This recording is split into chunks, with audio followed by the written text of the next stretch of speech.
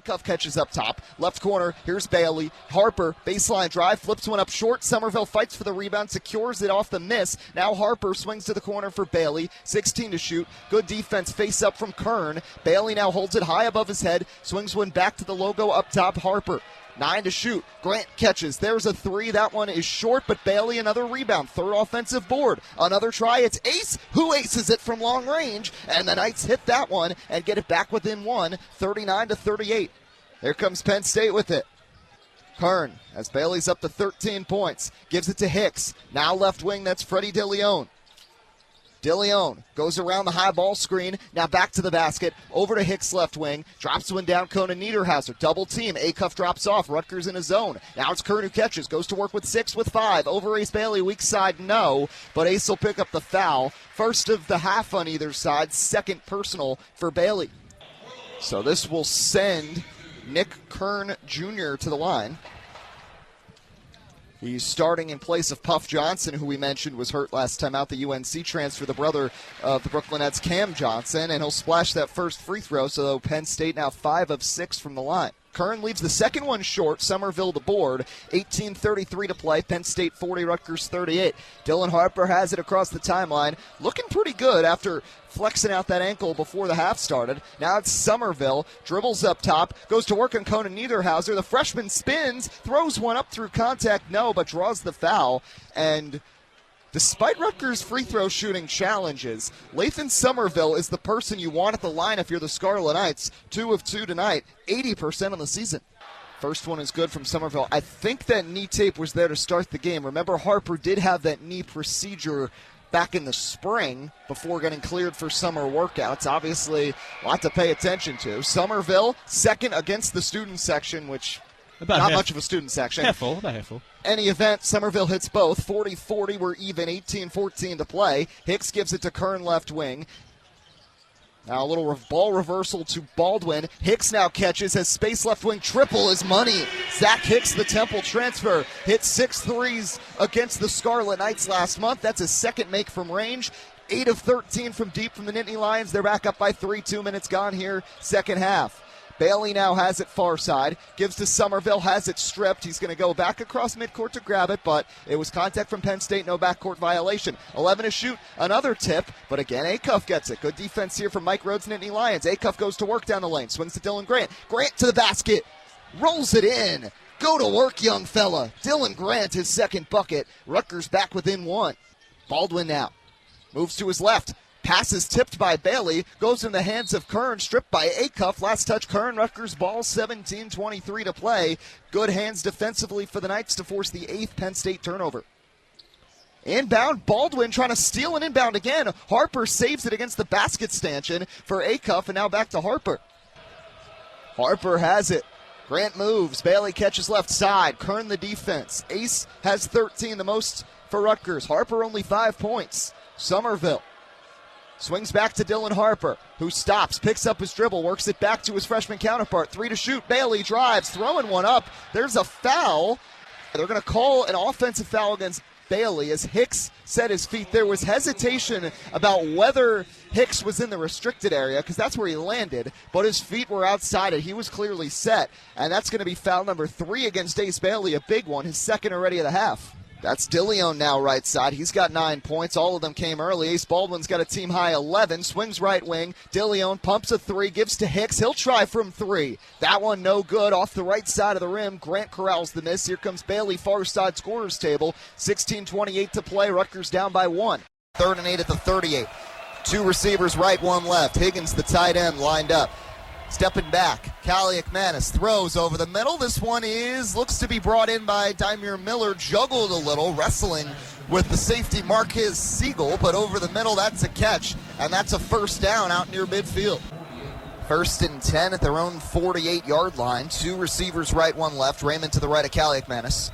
Higgins blocking, goes left to right. Here's the handoff going left is Raymond, who juggles, gets past a man, and then almost a shoestring tackle dragged down by the ankles. Again, that's Zayshawn Rich, but a solid run once again from the Canadian Antoine Raymond, who gets 5 and gets into K-State territory to the Wildcat 47.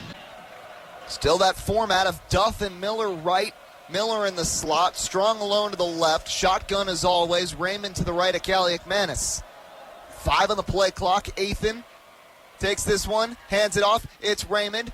Hesitation move, gonna roll forward, rumbles for 2 or 3, and a 3rd and short coming up here for the Knights with 11:03 to play in the 3rd quarter.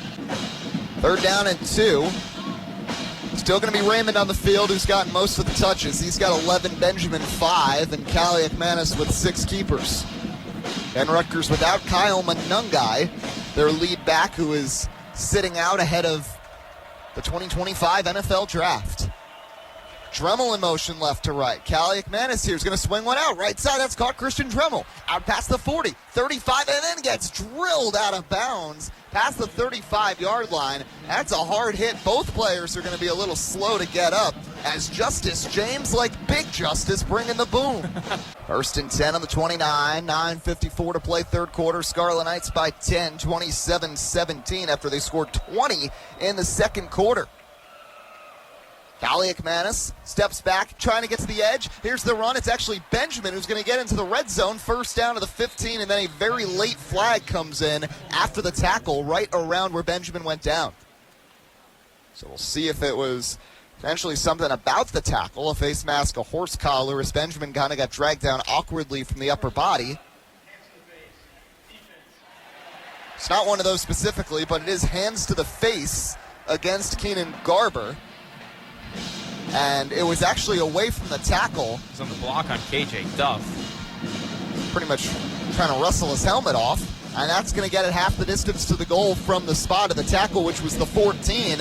And the Knights now have 1st and goal at the 7-yard line, looking to potentially go up 3 scores with a touchdown and extra point in a game where they were 7-point underdogs with 9:24 to play here in the 3rd. Kalegi with 2 right, 1 left. It's Benjamin in the backfield alongside the Greek QB. Athan steps back, waiting, pocket collapsing, throwing right side, and that one is too far. Intended target, Dymere Miller, and that's going to be 2nd and goal. Had a 3-interception game against Nebraska, but besides that, it's been very clean. 17 tutties, just 6 INTs. 2nd and goal at the 7.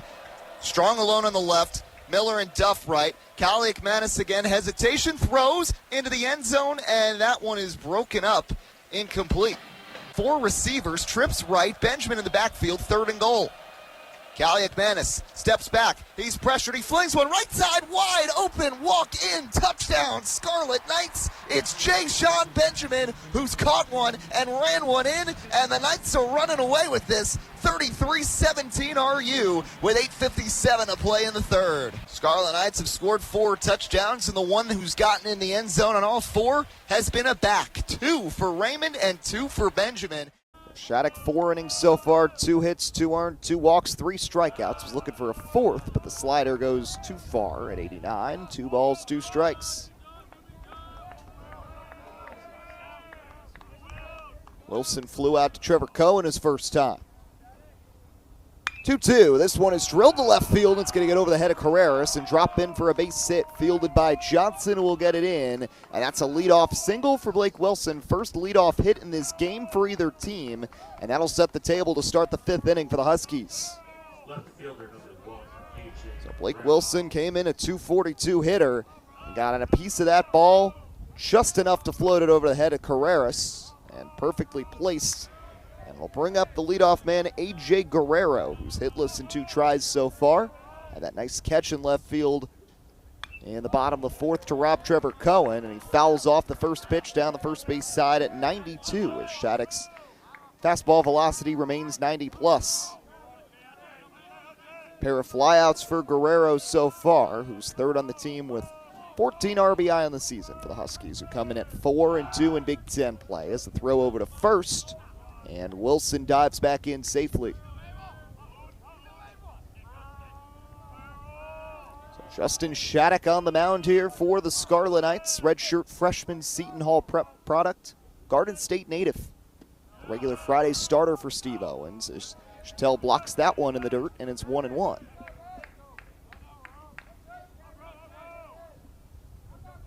So the Huskies won their series opener in each of their first 2 Big Ten sets.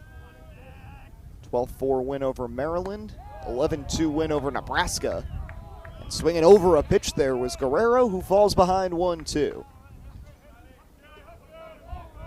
So the runner at first is Wilson. He's got some speed. He's stolen 5 bases. About a 3-step lead. Shattuck focused on the batter, and the 1-2 is hit hard and on a slide. Nice catch over at second base by Nick Tomasetto. Ball was coming at him fast, and Tomasetto makes the play for the first out. And Wilson forced to retreat back to first base. Nice and smooth with the glove there from Tomasetto on a ball that was absolutely smoked by Guerrero. And even though A.J. Guerrero's hit the ball hard all 3 times he's been at the plate, still remains hitless. Sometimes that's just how it goes. Kason Taggart the batter now, and he watches the first pitch miss outside for ball 1 as Shattuck rears back and gets the fastball back to 94. Shattuck's had the better hand of the Washington first baseman so far, struck him out in both prior plate appearances. Wilson still at first, 1 out with Washington up 2, and the 1-0 misses in the dirt for ball 2. It's 2-0 count here. Shattuck now at 75 pitches. His season high 92. 2-0. That one breaks inside to Taggart. He's fallen behind 3-0. 2 walks issued by Shattuck so far tonight, 15 through 28 innings thrown this year.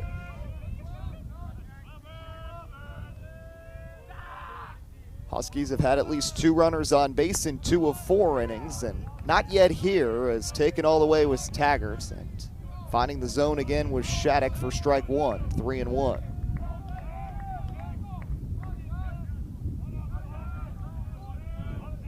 So 3 balls and a strike from Justin Shattuck to Kason Taggart, and a check back at first, and Wilson didn't have much of a lead to begin with, dives in safely.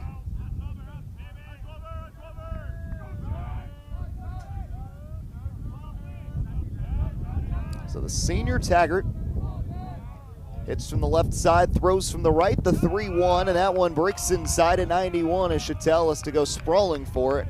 And that's the 3rd free pass issued by Shattuck. This is year 9 for Steve Peichel, but so many new players. Only one has played more than 12 games for him on the roster, but Coach Peichel told me that this is part of college basketball now. You're not going to see the 4- and 5-year guys like Geo Baker and Caleb McConnell anymore, and he's ready for it, taking it season by season, game at a time. And we saw it in the opener. The 3 leading scorers, all new players in their Scarlet Knight debuts. You guys mentioned Harper. How about Lathan Somerville, the big man off the bench with 11, and P.J. Hayes, the San Diego transfer, they call him 3J. He dropped 12 with a couple of triples. Scarlet Knights were definitely building chemistry in that opener. It was palpable, and they'll look for an encore performance tonight. It's hard to believe now. It's been 3 years since St. Peter's took the nation by storm. First 15 seed ever to make it to the Elite Eight.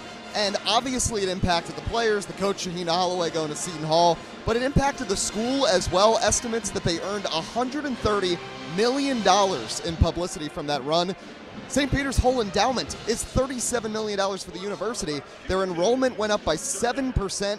To the highest in 25 years, and freshman applications were up 63%. So clearly, the effect's palpable after a massive run 3 years ago.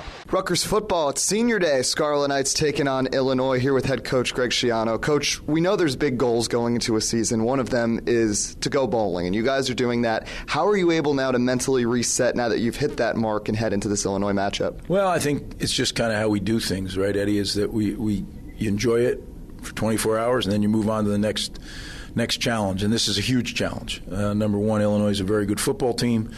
This is senior day, like you mentioned, and I'd love to be able to send these seniors out with a victory. They are a group that came here when it was not really cool to come here, right? And these guys made a commitment to come play for Rutgers, and we owe them a lot. They're the ones who got this started. They've certainly helped turn things around. So with this Illinois team, they've turned things around this year for sure. First time you've seen them in 3 years. What in particular stands out that you have to hone in for? Well, they're very talented in all 3 phases. Offensively, their quarterback, receiving core, excellent. Running back by committee, really productive. Offensive line, Big Ten offensive line. You flip it over on defense, their D-line gets after the quarterback. Linebackers fit correctly almost all the time, and their secondary takes the ball away. So it's a well-coached team. Coach Bielema's done an awesome job over there, and it's going to be a challenge today. Rutgers looks for 3 in a row. Coach, best of luck. Thanks, Eddie.